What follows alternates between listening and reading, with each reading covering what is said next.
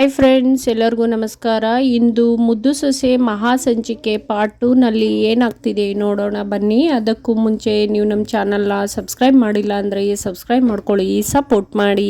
ಶಿವರಾಮೇಗೌಡರು ವಿನಂತಿ ಮತ್ತು ಸಾವಿತ್ರಿಗೆ ಸರಿಯಾಗಿ ಉಗ್ದಿರೋದಕ್ಕೆ ಹೊರಗಡೆ ಬಂದಿರೋ ವಿನಂತಿ ನೋಡ್ದೇನವ ಆ 3 ಅಡಿನ ಮಾವ ಎಷ್ಟೊಂದು ಹೊಗಳ್ತಾ ಇದ್ರು. ಇನ್ನೇನು ಅವಳು ಡಾಕ್ಟರ್ ಆಗಿಬಿಟ್ರೆ ಮತ್ತೆ ಎಲ್ಲ ಕ್ಷಮಿಸ್ಬಿಟ್ಟು ಅವಳನ್ನು ಮನೆ ಒಳಗೆ ಸೇರಿಸ್ಕೋತಾರೆ ಅನಿಸುತ್ತೆ ಅಂತ ಹೇಳ್ತಿರ್ತಾಳೆ. ಅದಕ್ಕೆ ಸಾವಿತ್ರಿ ಅದು ಆಗೋದಕ್ಕೆ ನಾನು ಬಿಡೋದಿಲ್ಲ ಕಣೆ ಅಂತ ಮತ್ತೆ ತನ್ನ ಕೆಟ್ಟ ಬುದ್ಧಿನ ತೋರಿಸ್ತಾ ಅದರಲ್ಲಿ ಹುಡುಕ್ತಾ ಇರ್ತಾರೆ.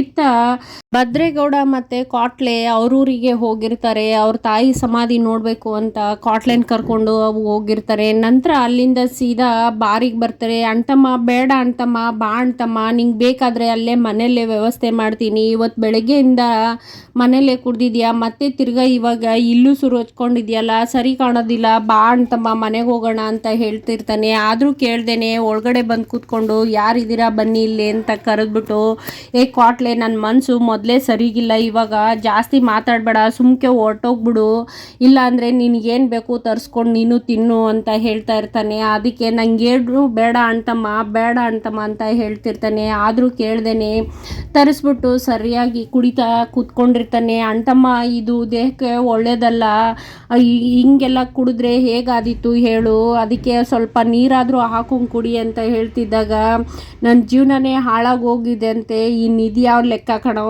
ಸುಮ್ಕಿದ್ಬಿಡು, ಇವಾಗ ನಿನಗೂ ಖಾರ ಬೇಕಾ ತಗೋ, ಚಿಪ್ಸ್ ಬೇಕಾ ತಗೋ ಕುಡಿ ಅಂತ ಹೇಳ್ತಿರ್ತಾನೆ. ಅಷ್ಟರಲ್ಲೇ ವಿದ್ಯಾ ಫೋನ್ ಬರುತ್ತೆ. ಅದಕ್ಕೆ ಅತ್ತಿಗೆಮ್ಮನ ಫೋನ್ ಬಂತಲ್ಲ ಅಂತ ಫೋನ್ ನೋಡಿಕೊಂಡು ಯಾರು ಕಣ್ಲಾ ಅಂತ ಕೇಳಿದ್ದಕ್ಕೆ ಅಟ್ಟಿಯಿಂದ ನಾವು ಬರ್ತೀವಿ ಅಂತ ಹೇಳ್ಬಿಡ್ತೀನಿ ಅಂತ ಹೇಳಿ ಹೊರಗಡೆ ಹೋಗಿ ಹೇಳಿ ಅತ್ತಿಗೆಮ್ಮ ಏನು ವಿಷಯ ಅಂತ ಕೇಳ್ತಿರ್ತಾನೆ. ಅದಕ್ಕೆ ವಿದ್ಯಾ ಏನಿಲ್ಲ ಅಣ್ಣಯ್ಯ, ನೀವೆಲ್ಲ ಊರಿಗೆ ಬಂದಿದ್ದೀರಂತೆ, ಹೌದಾ, ದಿಟ್ವೆ ಇಲ್ಲೇ ಇದ್ದಾರಾ ಗೌಡ್ರು ಅಂತ ಕೇಳ್ತಾ ಇರ್ತಾನೆ.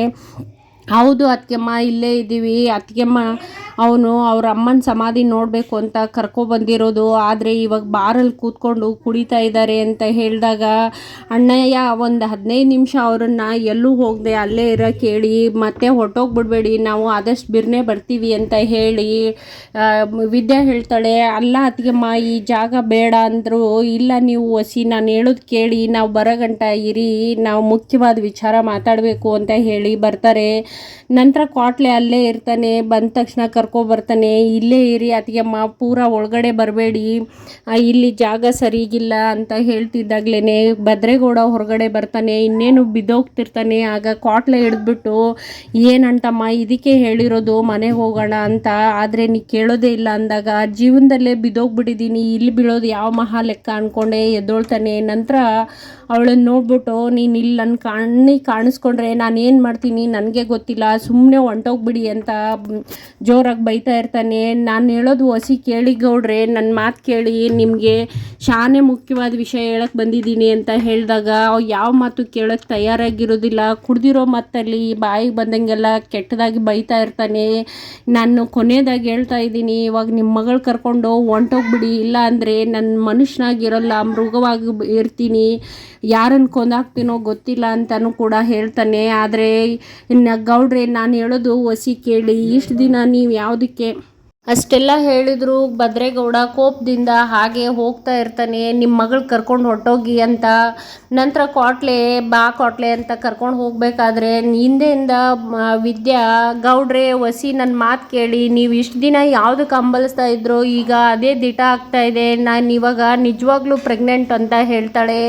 ಆಗ ಅಲ್ಲೇ ನಿಂತ್ಬಿಟ್ಟು ಪಕ್ಕದಲ್ಲಿರೋ ಒಂದು ಬಾಟ್ಲ ಎತ್ಬಿಟ್ಟು ಅದನ್ನು ಜೋರಾಗಿ ಸಿಟ್ಟಿಂದ ಹಿಸ್ಗೆ ಹಾಕ್ತಾನೆ. ನಂತರ ಕಾಟ್ಲೆ ಕೂಡ ದಿಟ್ವ ಅಂತ ಕೇಳ್ತಾ ಇರ್ತಾನೆ. ಹೌದು ಅಣ್ಣಯ್ಯ ಅಂತ ಹೇಳ್ತಾಳೆ. ಅಷ್ಟರಲ್ಲೇ ಇನ್ನೊಂದು ಕಿತ ಹೇಳು, ಏನು ಹೇಳಿದೆ ಅಂತ ಹೇಳ್ತಾ ಇರ್ತಾನೆ. ಅದಕ್ಕೆ ಹೌದು ಗೌಡ್ರೆ, ನೀವು ಕೇಳಿಸ್ಕೊಂಡಿರೋದು ನಿಜ, ನಾನು ಇವಾಗ ದಿಟ್ವಾಗ್ಲೂ ತಾಯಿ ಆಗ್ತಾ ಇದ್ದೀನಿ, ನಿಮ್ಮ ಅವ್ವನೇ ನನ್ನ ಹೊಟ್ಟೆನಲ್ಲಿ ಹುಟ್ಟಿ ಬರ್ತಾ ಇದ್ದಾಳೆ ಅಂತ ಖುಷಿಯಿಂದ ಹೇಳ್ತಾಳೆ. ನಿಮ್ಮ ಕಣ್ಣಲ್ಲಿ ಆಗ ಖುಷಿ ನೋಡಬೇಕು ಅಂತಲೇ ನಾನು ಅಲ್ಲಿಂದ ಹುಡ್ಕೊಂಡು ಇಲ್ಲಿವರೆಗೂ ಬಂದಿರೋದು ಗೌಡ್ರೆ, ನೀವು ಕೇಳಿಸ್ಕೊಂಡಿರೋದು ದಿಟ ಅಂತ ಹೇಳಿದಾಗ ಭದ್ರೇಗೌಡ ಮತ್ತೆ ತಿರ್ಗಾ ಹತ್ರ ಹೋಗ್ಬಿಟ್ಟು ಇನ್ನೊಂದು ಕಿತ ಹೇಳು ಅಂತ ಮತ್ತೆ ಜೋರು ಗದರಿಸ್ತಾರೆ. ಅದಾದ ನಂತರ ನಾನು ನೀನು ಒಟ್ಟಿಗೆ ಸಂಸಾರನೇ ಮಾಡಿಲ್ಲ ಅಂದಮೇಲೆ ಈ ಮಗು ಹೇಗೆ ಹುಡ್ತು, ಇದು ನಂದಲ್ಲ ಅಂತ ಹೇಳ್ತಾ ಇರ್ತಾನೆ.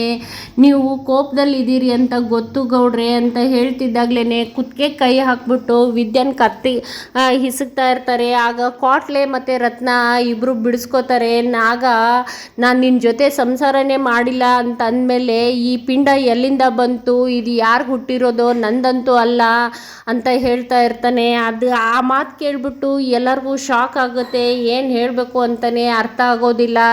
ಇನ್ನೊಂದು ಕಿತ ಹೇಳ್ರಿ ಗೌಡ್ರೆ, ನೀವು ಕುಡ್ದಿದ್ದೀನಿ ಅಂತ ಏನೇನು ಮಾತಾಡಬೇಡಿ, ಮೈ ಮೇಲೆ ಎಚ್ಚರ ಇಟ್ಕೊಂಡು ಮಾತಾಡಿ ಅಂತ ವಿದ್ಯೆ ಹೇಳ್ತಿರ್ತಾಳೆ. ನಾನು ಹೇಳ್ತಾ ಇರೋದು ದಿಟನೇ, ನಾನು ನಿನ್ನ ಜೊತೆ ಸಂಸಾರ ಮಾಡಿಲ್ಲ ಅಂದಮೇಲೆ ನಿನ್ನ ಹೊಟ್ಟೆನಲ್ಲಿ ಹುಟ್ತಾ ಇರೋ ಪಿಂಡಕ್ಕೆ ನಾನು ಕಾರಣ ಅಲ್ಲ. ಇದು ಯಾವನಿಗೆ ಹುಟ್ಟಿದ್ದೋ, ನೀನು ಮೊದಲೇ ಬಸ್ರಿ ಅಂತ ಬಟ್ಟೆ ಇಟ್ಕೊಂಡು ಓಡಾಡ್ದವಳಲ್ವೇ, ಇದು ಯಾರಿಗೆ ಹುಟ್ಟಿರೋದು ಅಂತ ಕೆಟ್ಟದಾಗೆಲ್ಲ ಮಾತಾಡ್ತಿರ್ತಾನೆ. ಇದೆಲ್ಲ ಸಹಿಸ್ಕೊಳಕ್ಕಾಗ್ದಿರೋ ಅಂಥ ವಿದ್ಯಾ ಜೋರಾಗಿ ಅವ್ರ ಕತ್ಪಟ್ಟಿ ಹಿಡಿದ್ಬಿಟ್ಟು, ಏನು ಹೇಳಿದ್ರಿ ಗೌಡ್ರೆ, ನಿಮಗೆ ಹೊಸಿನಾದರೂ ಮಾನ ಮರ್ವಾದೆ ಇದ್ದೀತಾ, ನಿಮ್ಮ ಹೆಂಡ್ರಿಗೆ ಮಾತ್ರ ಮಾತಾಡ್ತಿದ್ದೀನಿ ಅನ್ನೋ ಧ್ಯಾನ ಕೂಡ ಇಲ್ವಾ, ಕುಡಿದ ಮತ್ತಲ್ಲಿ ಏನು ಮಾತಾಡಿದ್ರು ನಡೆಯುತ್ತಾ ಅಂತ ಜೋರಾಗಿ ಬೈತಾ ಇರ್ತಾಳೆ, ಕೋಪ ಮಾಡ್ಕೊಂಡಿರ್ತಾಳೆ. ಆಗ ಭದ್ರೇಗೌಡ ಅದನ್ನು ಬಿಡಿಸ್ಕೊಂಡು ಮತ್ತೆ ಜೋರಾಗಿ ತಳ್ಳಿಬಿಟ್ಟು, ಇದು ನನ್ನ ಪಿಂಡ ಅಲ್ಲ, ಯಾವನಿಗೆ ಹುಟ್ಟಿದ್ದೋ ಅಂತ ಅವಳಿಗೆ ಮತ್ತೆ ಕೆಟ್ಟದಾಗೆ ಮಾತಾಡ್ತಾನೆ. ಆಗ ವಿದ್ಯಾ, ನಾನೊಂದು ಮಾತು ಹೇಳ್ತೀನಿ ಕೇಳಿ ಗೌಡ್ರೆ,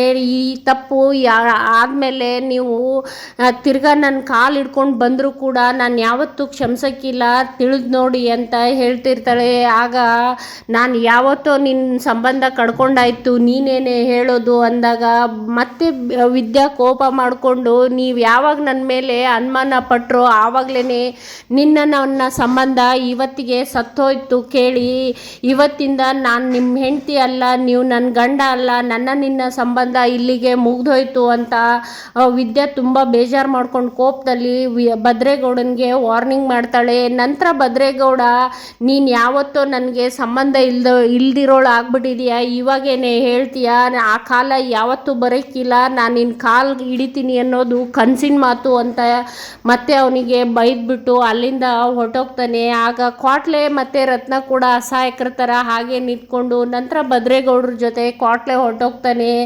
ರತ್ನ ವಿದ್ಯೆಗೆ ಏನವ ಹಿಂಗೆಲ್ಲ ಆಗೋಯ್ತು ಅಂತ ಕೇಳ್ತಿದ್ದಾಗ, ಇಲ್ಲ ಕಣವ, ಇನ್ಮೇಲಿಂದ ಅವ್ರಿಗೂ ನನಗೂ ಸಂಬಂಧ ಇಲ್ಲ, ಅವ್ರು ಯಾವಾಗ ನನ್ನ ಬಗ್ಗೆ ಅನುಮಾನ ಪಟ್ಟರು ಆವಾಗಲೇ ನನ್ನ ಮತ್ತು ಅವ್ರ ಸಂಬಂಧ ಸತ್ತೋಯ್ತು, ನನಗೆ ಅವ್ರಿಗೆ ಸಂಬಂಧ ಇಲ್ಲ ಅಂತ ಹೇಳ್ತಿರ್ತಾಳೆ. ನಂತರ ಅದೇ ನೋವಲ್ಲಿ ಮನೆಗೆ ಬಂದಾಗ ಚಲುವರಾಜ ಅವರು ಎಲ್ಲ ಕೇಳ್ತಾ ಇರ್ತಾರೆ, ಏನಾಯಿತು, ಭದ್ರೇಗೌಡರು ಸಿಕ್ಕಿದ್ರಾ, ಭಾವ ಸಿಕ್ಕಿದ್ರ ಅಕ್ಕ, ಖುಷಿ ಪಟ್ರ, ಏನಾಯಿತು ಅಂತೆಲ್ಲ ಕೇಳ್ತಿದ್ದಾಗ ಮೌನವಾಗೇ ಇರ್ತಾರೆ, ಯಾರೂ ಉತ್ತರ ಕೊಡೋದಿಲ್ಲ. ಆಗ ಚಲುವರಾಜ, ಏನಾಯಿತು ಅಂತ ಸರಿಯಾಗಿ ಹೇಳೇ ರತ್ನಿ, ಹಂಗ್ಯಾಕೆ ಗರ ಬಡ್ದವ್ರಂಗೆ ನಿಂತಿದೆಯಾ, ಹೇಳ್ತೀಯಾ ಇಲ್ವಾ ಇವಾಗ ಅಂತ ಗದರಿಸ್ತಾರೆ. ಆಗ ರತ್ನನ ಅಲ್ಲಿ ನಡೆದಿರೋ ವಿಚಾರ ಎಲ್ಲ ಹೇಳ್ತಾಳೆ. ಊರವ್ರ ಮುಂದೆ ಎಲ್ಲ ನಮ್ಮ ಅಳಿಯಂದ್ರು ಈ ಥರ ಹೇಳ್ಬಿಟ್ರು ಅಂತ ಅಳ್ತಾ ಕೂತಿರ್ತಾರೆ. ನಂತರ ವಿದ್ಯಾ ಕೂಡ ಸೋತು ಕೂತ್ಕೊಳ್ತಾಳೆ. ಆಗ ಚಲುವರಾಜ, ಏನು ಹೇಳಿದೆ ನೀನು, ಈ ಥರ ಅಂದ್ರ ನಮ್ಮ ಅಳಿಯಂದ್ರು, ಅವರೇ ಈ ಥರ ಹೇಳಿದ ಮೇಲೆ ಮುಂದೆ ಏನಪ್ಪ ದೇವ್ರೆ ಅಂತ ಹೇಳ್ತಿರ್ತಾಳೆ. ಅವ್ರ ಅಜ್ಜಿ ಕೂಡ ಆಕಾಶ ಬಿದ್ದಿರೋರ ಥರ ಹಾಗೆ ಕೂತ್ಕೊಂಡು ಮೊಮ್ಮಗಳಿಗೆ ಸಮಾಧಾನ ಮಾಡಬೇಕು ಅಂತಿರ್ತಾರೆ. ಅಷ್ಟರಲ್ಲೇ ಪೋಸ್ಟ್ ಅಂತ ಬರ್ತಾರೆ. ಅದಕ್ಕೆ ಸರು, ಹೋಗವ, ಹೊರಗಡೆ ಯಾರು ಬಂದಿದ್ದಾರೆ ನೋಡ್ಕೊಬಾ ಅಂತ ಹೇಳ್ತಾ ಇರ್ತಾನೆ. ಅದಕ್ಕೆ ಆಯಿತು ಅಪ್ಪ ಅಂತ ಹೋಗ್ಬಿಟ್ಟು ಪೋಸ್ಟ್ಮ್ಯಾನ್ ಹತ್ರ ಲೆಟರ್ ತೊಗೊಬಂದು ತೆಗೆದು ನೋಡಿದಾಗ, ಏನವ್ವ ಸರು ಅದು ಅಂತ ಕೇಳ್ತಾರೆ. ಅದಕ್ಕೆ ಅಕ್ಕ ಮೆಡಿಕಲ್ ಸೀಟ್ಗೆ ಸೆಲೆಕ್ಟ್ ಆಗಿದ್ದಾಳೆ ಅಪ್ಪ, ಇನ್ನೂ 8 ದಿನದಲ್ಲಿ 1 ಲಕ್ಷ ದುಡ್ಡು ಕಟ್ಬಿಟ್ಟು ಜಾಯಿನ್ ಆಗೋದಕ್ಕೆ ಅಂತ ಲೆಟರ್ ಬಂದಿದೆ ಅಂದಾಗ ವಿದ್ಯಾ ಅದನ್ನು ತೊಗೊಂಡ್ಬಿಟ್ಟು ನೋಡಿ ಖುಷಿ ಪಡ್ತಾಳೆ. ಒಂದು ಕಡೆ ದುಃಖ ಇರುತ್ತೆ, ಅದನ್ನು ನನ್ನ ಕನಸು ನನಸಾಗೋ ಟೈಮ್ ಬಂತು, ನನ್ನ ನಿಜವಾಗೂ ಡಾಕ್ಟ್ರಾಗೋ ಕನಸು ನನಸಾಗೇ ಬಿಡ್ತು ಅಪ್ಪ ಅಂತ ಆ ಲೆಟರ್ ನೋಡಿ ಹಾಗೆ ಖುಷಿಯಿಂದ ಅಳ್ತಾ ಅಳ್ತಾ ಲೆಟರ್ ಹಿಡ್ಕೊಂಡು ಹಾಗೆ ಕೂತ್ಕೋತಾಳೆ. ಅಲ್ಲಿಗೆ ಈ ಸಂಚಿಕೆ ಮುಗಿಯುತ್ತೆ. ಈ ಸಂಚಿಕೆ ಇಷ್ಟ ಆದರೆ ಲೈಕ್ ಮಾಡಿ, ಶೇರ್ ಮಾಡಿ, ಸಬ್ಸ್ಕ್ರೈಬ್ ಮಾಡೋದು ಮರಿಬೇಡಿ. ಧನ್ಯವಾದಗಳು.